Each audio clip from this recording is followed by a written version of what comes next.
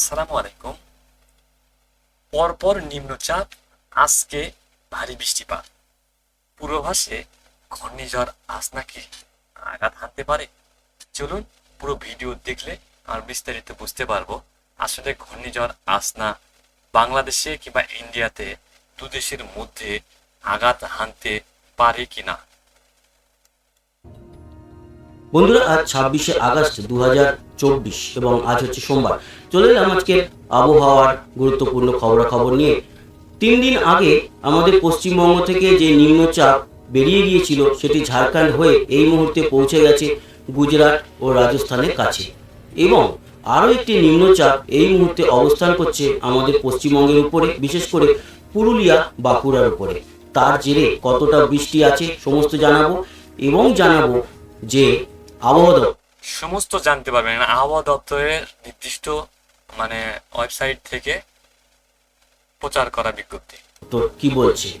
তবে আরো একটা ইন্টারেস্টিং ব্যাপার আপনাদের জানিয়ে রাখি, আগামী 3-4 দিনের মধ্যে আরো একটি ঘূর্ণাবর্ত বঙ্গোপসাগরে তৈরি হতে চলেছে, এবং সেই ঘূর্ণাবর্ত থেকে কি ঘূর্ণিঝড় তৈরি হবে।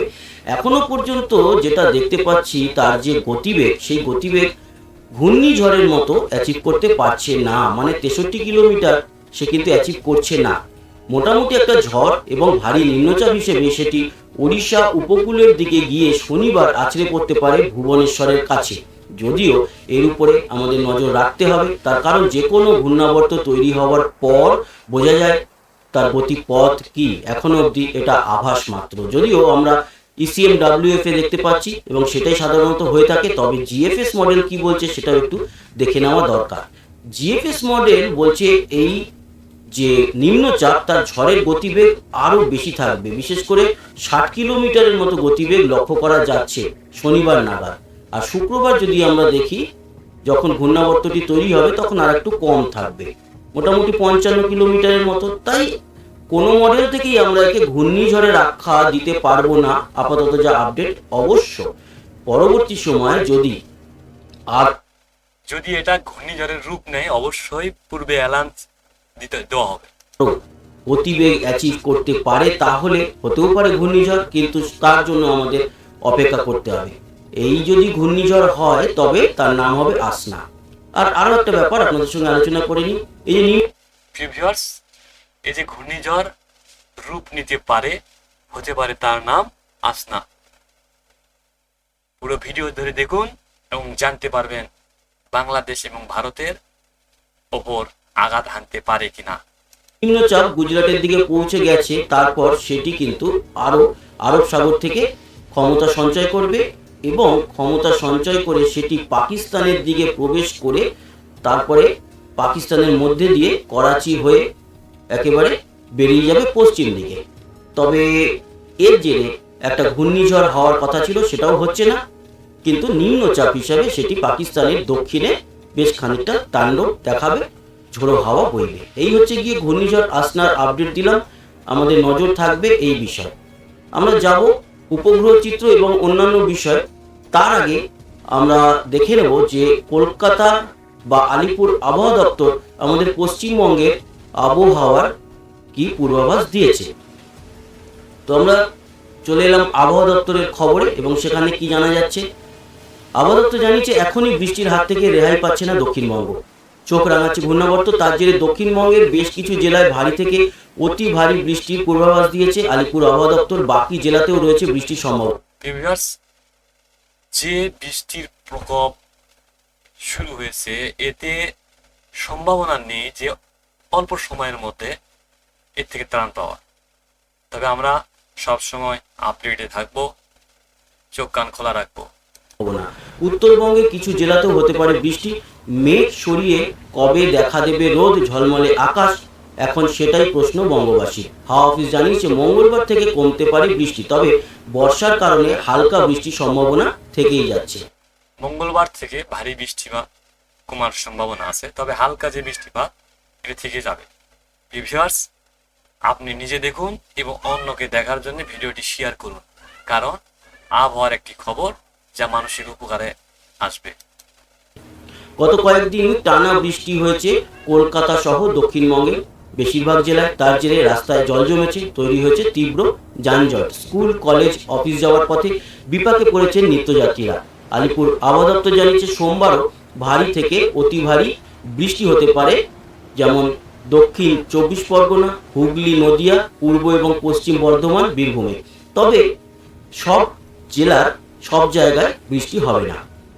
কিছু কিছু অংশে ভারী থেকে অতি ভারী বৃষ্টি হতে পারে। মুর্শিদাবাদ, বাঁকুড়া, নদিয়া, পূর্ব ও পশ্চিম বর্ধমান, বীরভূমের বাকি অংশে ভারী বৃষ্টির সম্ভাবনা রয়েছে। দক্ষিণবঙ্গের বাকি জেলাতেও হালকা থেকে মাঝারি বৃষ্টির সম্ভাবনা রয়েছে। প্রিয় ভিউয়ার্স, রেকর্ড ভাঙা বৃষ্টি বিগত 50 থেকে 60 বছরে দেখা যায়নি। এই বৃষ্টির মাঝে মানুষের জীবনযাত্রা যেন থমকে দাঁড়াছে জীবনের প্রতিকূল আর হতাহতর অবস্থা প্রতিনিয়তই হচ্ছে। সোমবার বৃষ্টির পূর্বাভাস রয়েছে উত্তরের কিছু জেলাতেও।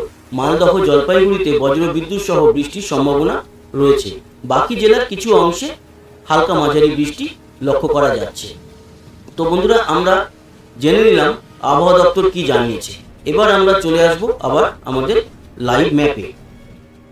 চলে এলাম লাইভ ম্যাপে, এবং এই মুহূর্তে যা পরিস্থিতি, বঙ্গোপসাগরের উপরে ভারী মেঘ এবং যে নিম্নচাপটি গুজরাটের দিকে গেছে সেখানেও কিন্তু ভারী মেঘ লক্ষ্য করতে পারছি। তবে আমরা যেহেতু বেঙ্গলের দিকের খবরটাই, ভিউয়ার্স আপনারা খেয়াল করে রাখুন, কারণ ইন্ডিয়ার থেকে বাংলাদেশ বেশি একটা দূরে না। কারণ ইন্ডিয়ার ওপর যদি কোনো কিছু আঘাত হেনে থাকে, অবশ্যই বাংলাতেও তা অবশ্যই আঘাত হানতে পারে। তবে পুরো ভিডিও দেখুন, তাহলে অবশ্যই খোলাসা হয়ে যাবে যে আসলে বাংলার ওপর আঘাত হানবে কি না। তাই বেঙ্গলের দিকে নজর রাখবো। বঙ্গোপসাগরের ভারী মেঘ মাঝে মাঝেই কিন্তু প্রবেশ করছে, এবং এই মুহূর্তেও মেঘ আমাদের দক্ষিণবঙ্গ জুড়ে রয়েছে। বিশেষ করে পুরুলিয়া, বাঁকুড়া, দুর্গাপুর, আসানসোল, বর্ধমান, কাটোয়া, মুর্শিদাবাদ, বীরভূম, এবং এদিকে দক্ষিণ ও উত্তর 24 পরগনা, পূর্ব মেদিনীপুর। পশ্চিম মেদিনীপুরে খানিকটা কম রয়েছে মেঘ। চন্দননগর, হাওড়া, হুগলির দিকে খুব একটা মেঘ নেই। কলকাতায় কিছুটা মেঘ রয়েছে। এদিকে উত্তর 24 পরগনার বনগাঁ, হাবড়া এবং নদিয়া, কৃষ্ণনগর, শান্তিপুর, চাকদা, মুড়াগাছা, এই অঞ্চলগুলোতে এই মুহূর্তে মেঘটা কম আছে বা নেই বললেই চলে। উত্তরবঙ্গ এই মুহূর্তে পরিষ্কার। উত্তর বাংলাদেশে কিছুটা মেঘ রয়েছে। দক্ষিণ বাংলাদেশে খুলনা, বরিশাল সহ মঠবাড়িয়া, এদিকে সন্দ্বীপ, মনপুরা, কলাপাড়া, শ্যামনগর, সাতক্ষীরা, খুলনা, যশোর, লোহাগড়া, শৈলকুপা, ফরিদপুর। শৈলকুপাটা বাদ দিলাম, এখানে এমন কিছু মেঘ নেই। ফরিদপুর, পাবনা, এই অঞ্চলে মেঘ রয়েছে। দক্ষিণ ত্রিপুরাতে ছিটেফোঁটা মেঘ। ত্রিপুরাতে এই মুহূর্তে সেরকম কোনো বৃষ্টি বা মেঘের দেখা পাওয়া যাচ্ছে না। এই মুহূর্তের বৃষ্টি আমরা দেখতে পাচ্ছি যে কিছুটা জায়গায় বিক্ষিপ্তভাবে হচ্ছে। পরবর্তী সময় তো চেঞ্জ হবে, তাই এই আপডেটটা এখন দিয়ে লাভ নেই। বরঞ্চ আমরা দেখে নিই পরবর্তী সময় কিরকম বৃষ্টি আমাদের এই দুই বাংলা বা ত্রিপুরা বা আসামের উপরে আসতে পারে। পরবর্তী সময় পূর্ব মেদিনীপুর, পশ্চিম মেদিনীপুর, বাঁকুড়া, পুরুলিয়ায় কিন্তু বৃষ্টি আছে আজকের বিকেলের দিকে বা দুপুরের পরে। তবে উত্তরবঙ্গেও বৃষ্টি আছে। আলিপুরদুয়ার, এদিকে দিনহাটা, শীতলকুচি, তুফানগঞ্জের ও মাথা ভাঙার দিকে খুব একটা বৃষ্টি বাংলাদেশে নেই। তবে হ্যাঁ, ত্রিপুরাতে কিছুটা বৃষ্টি লক্ষ্য করা যাচ্ছে, তবে পরিমাণ অনেক কম। এবং আজকে সন্ধ্যের এই পর্যায়ে বাংলার অবস্থা অনেকাংশেই ভালো, কারণ গা সমসমে যে পরিবেশ, এতে বৃষ্টি যদি আরো বাড়ে মানুষের ক্ষয়ক্ষতির অংশ দ্বিগুণ হয়ে যাবে।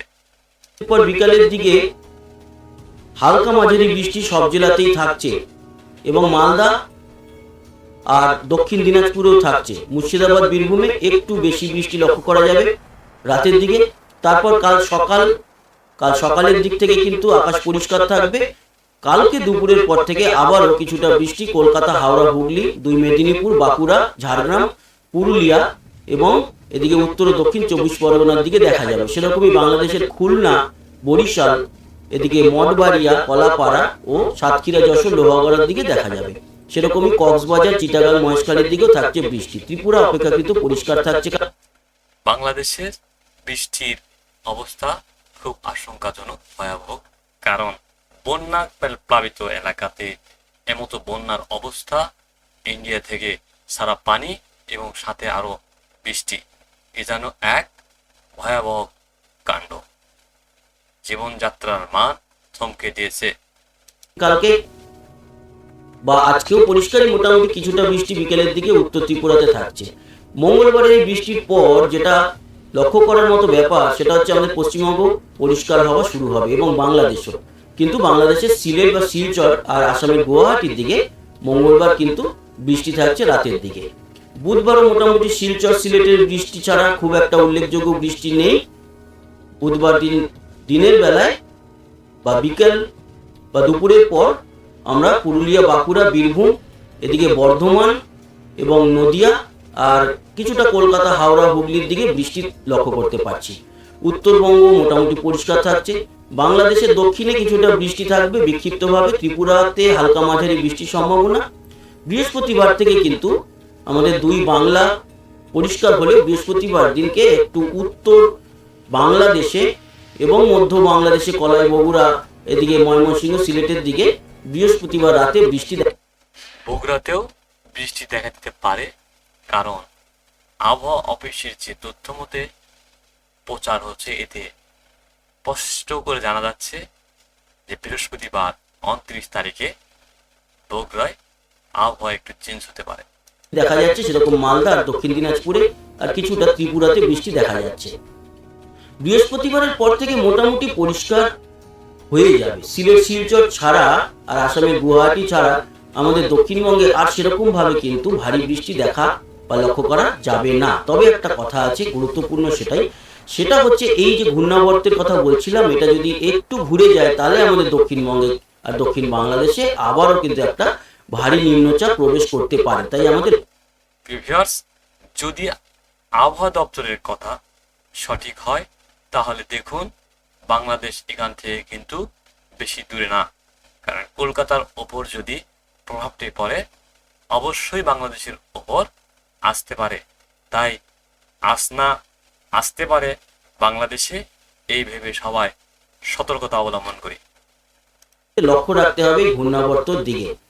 আপাতত জানিয়ে দিলাম কিরকম বৃষ্টির পরিমাণ, টোটালটাই বৃষ্টির পরিমাণ জানাইনি, কখন হতে পারে সেরকম জানিয়ে দিলাম। বৃষ্টির পরিমাণ আজকে দুপুর থেকে মাঝরাত অবধি যেটা দেখতে পাচ্ছি, মানে দুপুর 2টো থেকে রাত্রি 2টো অবধি বৃষ্টি রয়েছে। বিশেষ করে উত্তর 24 পরগনা, কিছুটা কলকাতায়, হুগলিতে কিছুটা, নদিয়া, মুর্শিদাবাদ, বর্ধমান, বীরভূম, এদিকে দুর্গাপুর, আসানসোল, বাঁকুড়া, পুরুলিয়া, এই জায়গাগুলোতে আজকে বৃষ্টি লক্ষ্য করা যাচ্ছে। এবং তার প্রিয় ভিউয়ার্স, বৃষ্টি হতেই পারে। আবহাওয়া অধিদপ্তর এই তথ্য জানাইছে। আসলে আমাদের সজাগ রাখতে হবে ঘূর্ণিঝড় আসনাকে নিয়ে, কারণ আসনার যদি ঘূর্ণায়মানের অবস্থা পরিবর্তন করে তাহলে এর প্রভাব বাংলাদেশের ওপর পড়তে পারে। তাই সচেতন থাকবো আমরা, সচেতন থাকবো নাগরিক। নিউজ নির্মাণ বিডি, আব্দুল আউয়াল।